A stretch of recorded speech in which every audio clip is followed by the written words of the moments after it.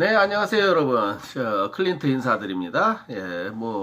주말 잘 보내셨죠? 예, 저도 그럭저럭 잘 보냈습니다. 여러분 덕분에.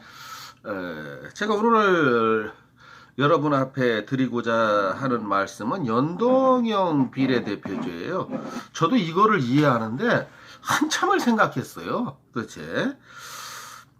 그리고 또 왜 갑자기 더불어공산당과 정의당이 이렇게 합심을 해서 연동형 비례대표제를 주장하는지 그거를 가만히 생각해 보니까 이유가 나오더라고요. 역시 또 그 증거로 이번에 그 창원 성산 지역에서 동서고금을 막론하고 민주주의 어떤 나라에도 없는 여당과 야당의 야합이 이루어지지 않았습니까?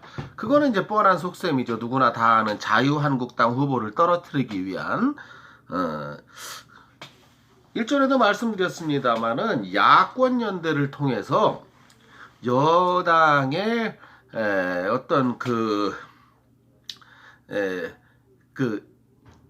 재당선을 막는 그런 모습은 여러 번 우리가 봤지만은 여야가 야합하는 건 우리가 처음 보지 않습니까? 대한민국 건국 이래 처음이요, 세계 처음일 거예요.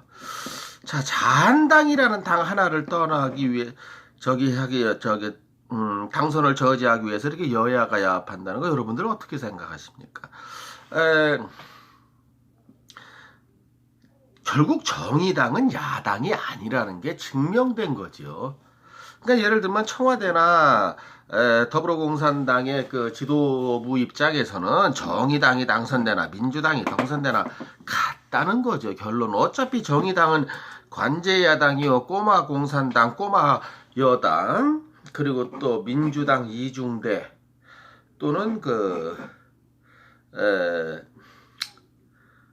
민주당의 거수기 뭐 그런 당 아니겠습니까? 그러니까 이번에도 야합이 이루어졌지요.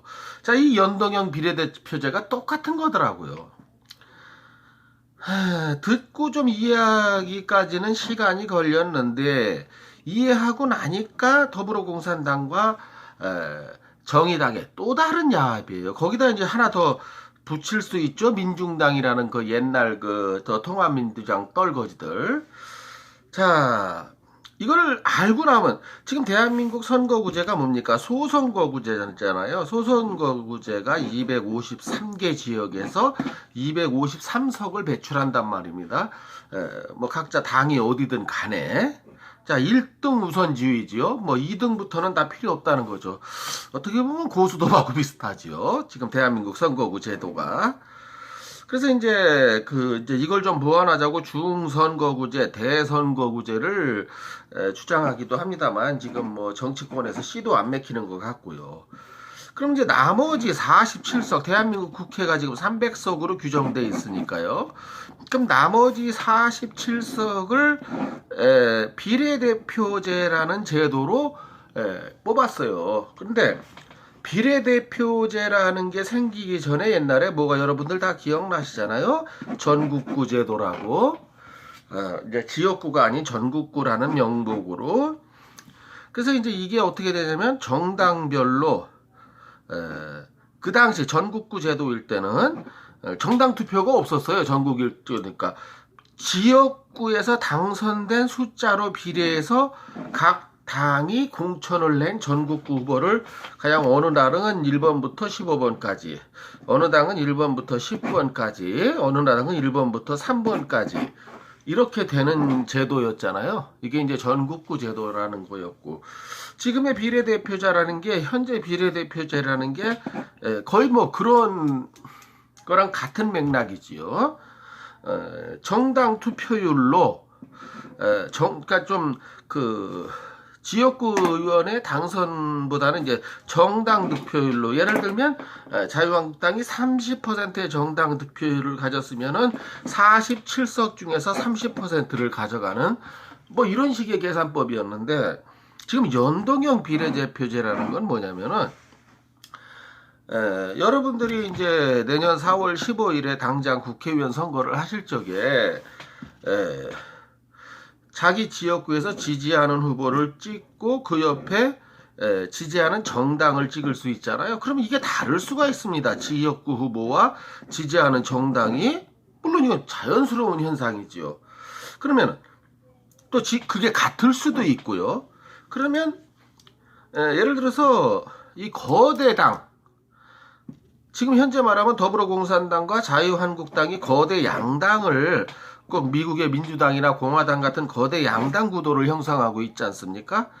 그러면은 예를 들어서 더불어공산당이나 자유한국당이 뭐 예를 들어서 30%의 정당 지지율을 얻었다고 쳐봐요.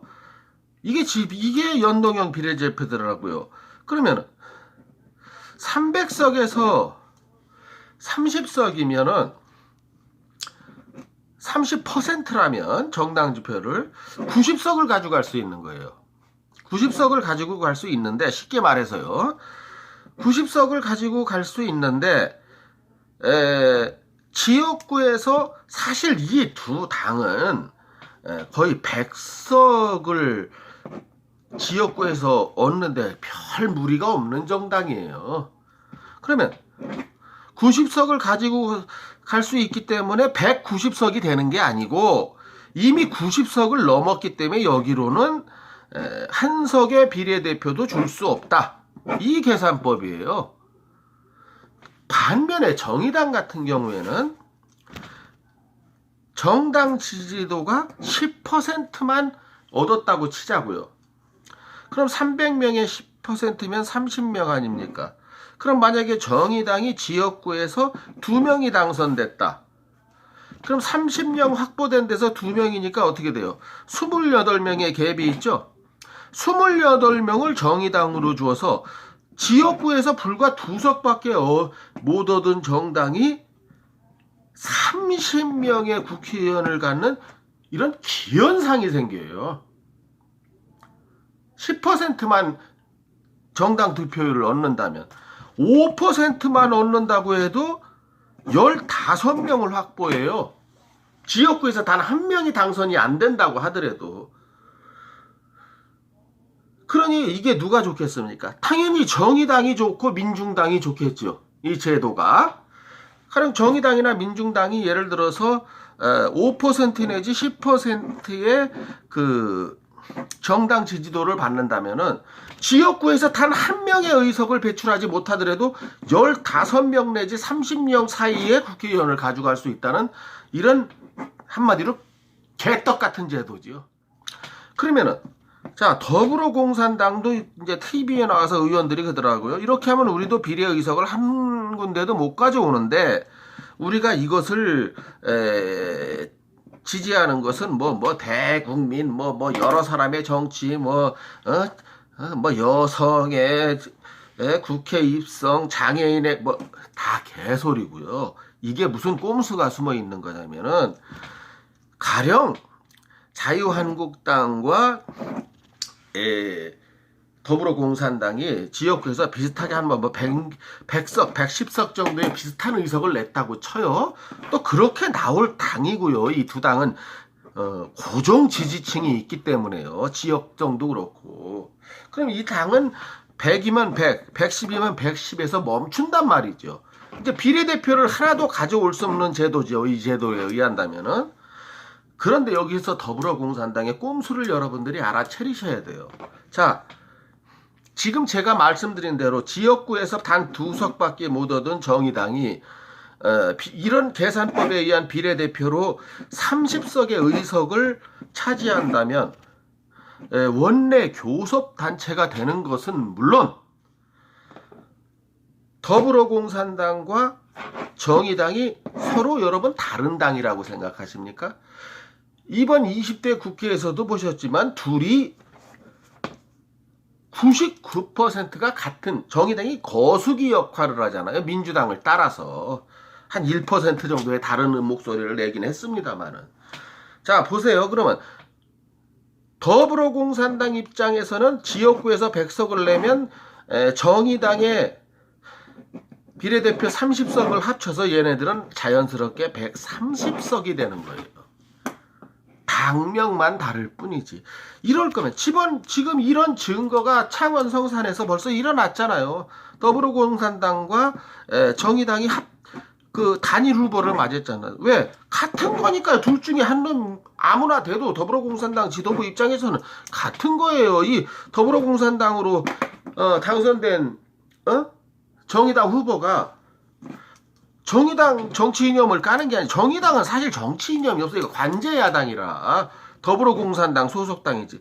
자, 이렇게 해서 자연스럽게 130석을 확보하게 되고 자유한국당은 100석으로 멈추게 되는 거예요. 이제 다 이해가 되셨죠? 저도 이거를 알아듣는데 좀 꽤 머리로 생각을 했어요. 아, 그래서 여기다가 또 민중당이라는 놈들도 있지 않습니까? 그 통합진보당 떨거지들, 그 통합진보당이라고 정의당이 억지로 만들어서 19대 국회에 입성시켰던 그 종북 숙주 소리까지 나왔었죠. 그런 것 때문에. 자, 그러면 정의당, 민중당 이거 다 같은 거 아닙니까? 그리고 민주평화당 이것도 벌써 한 60 내지 70%는 벌써 이건 더불어공산당이에요. 뭐 북한 정책에 있어서는 박지원이가 더 앞서서 정동영이가 더 앞서서 지랄 연병하지 않습니까? 보면은 이렇게 돼서 대한민국이 공산당 정권이 다음 선거에서 만들겠다는 이런 꼼수예요. 그래서 자유한국당에서 나경원 대표가 아예 비례대표제를 없애자고 하는 것이 이런 꼼수를 없애겠다고 하는 그런 저지선에서 나온 발상이지요. 나경원 대표가. 왜? 이거를 저 같은 사람도 이렇게 계산이 나오는데 정치인들이야 오죽하겠습니까? 그러니까 이 연동형 비례대표제라는 게 얼마나 그 대한민국 좌파들이 연합해서 우파를 짓누르려고 죽이려고 하는 제도인지를 금방 아시겠죠. 거기다가 또 한 가지는 이런 식의 제도를 택하면은 누구나 걱정하는 군소정당 국회의원 2명, 3명, 1명 생기는 그러니까 전국에 혼란을 가지고 예를 들어서 대한불교당, 대한기독당, 청년 실업당 제가 말을 만드는 겁니다. 이런 식으로 막 그 말도 안 되는 당이 당나라당 속된 말로 588당 별게 다 나올 거 아닙니까? 이게 다 한 석씩은 가져갈 수 있다는 거죠. 한두 석을. 그러면 대한민국 국회가 뭐가 됩니까? 이거 콩가루 국회밖에 더 돼요. 588당이 뭡니까? 588당이. 이런 게 다 국회로 진짜로 그 몸 파는 여자도 여기 한두 명이 들어가요. 대한민국 국회에 588당이라고 해서. 이게 대한민국 국회를 완전히 콩가루 국회로 만들려는 수법이 아닙니까? 그리고 더불어공산당은 이 빨갱이 연대 세력을 형성해서 이제 전국의 주도권을 가져라가. 이거 뻔할 뻔짜 아니까. 여기에 나경원 대표께서 그러면 아예 비례대표시고 지역구로만 승부를 던지자 이렇게 나오는 거 아닙니까? 물론 비례대표를 완전히 없앤다는 것도 모순이 있어요. 비례대표의 장점이 있어요. 옛날에 전국구 비례대표고 전부 돈으로 팔아먹었잖아요. 돈을 많이 낸 사람은 1번, 덜 낸 사람은 10번, 아니면 당선도 안 될 50번. 오죽하면 비례대표가 또 비리대표라는 말도 있잖아요. 이런 식으로 이제 팔아먹으니까.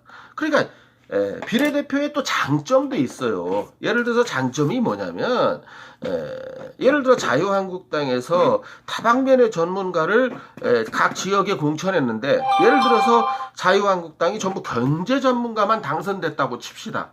근데 또 더불어공산당이 쭉 했는데 예를 들어서 학자들만 당선됐다고 쳐요. 그러면 정치라는 거는 정치, 경제, 사회 분야 모든 부분이 있어야 그 당이 원활하게 돌아가는데 지역구에서 희한하게 그런 식의 당선이 됐다면 비례대표에 이렇게 1, 2, 3, 4로 대기하고 있는 중에 정치, 경제, 사회, 문화적으로 나눠줬으면 이분들이 들어가서 그 빈자리를 메꿀 수가 있는데 이것이 전국구나 비례대표의 좋은 점이었어요. 물론 이걸 돈벌이로 팔아먹은 김대중, 김영삼, 노태우 할 거 없습니다. 전두환 다 그랬어요. 뭐 김대중은 깨끗하고 나머진 더럽고 그거 아닙니다, 여러분. 다 그랬어요. 자, 비례대표의 장점을 살리자면 이런 거예요. 그럼 비례대표의 진짜 장점을 살리기 위한 비례대표제를 가져가야지.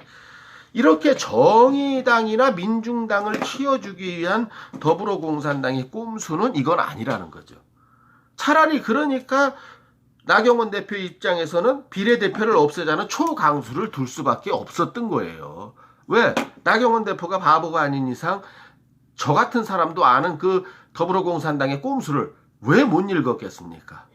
그래서 연동형 비례대표제, 이런 지금 말하는 이런 계산법의 연동형 비례대표제보다는 차라리 굳이 비례대표제를 유지한다면 뭐 이런 거 저런 거 따지지 않은 지역구에서 몇 석을 얻었던 그 연동형 비례대표제를 준 그 47석에 대해서 정당 득표율로 그냥 나눠 갖는, 이게 더 어떻게 보면 합리적일 수 있는 거죠. 당연한 거고요. 30%를 얻은 자유한국당은 비례대표를 한 명도 못 가져가고 10%를 얻은 정의당은 비례대표를 30명을 가져가는 이런 모순된 선거제도가 어디 있단 말입니까? 이거를 주장하는 이유가 바로 이런 더불어공산당과 그 정의당, 더불어공산당과 민중당의 꼼수라는 거죠. 그러니까 이거를 오죽하면 나경원 대표가 그럼 비례대표를 아예 없애버리자 이러겠습니까? 왜? 그 꼼수가 뻔히 보였기 때문에. 제 눈에도 보이는데 정치인 눈에 안 보이겠습니까?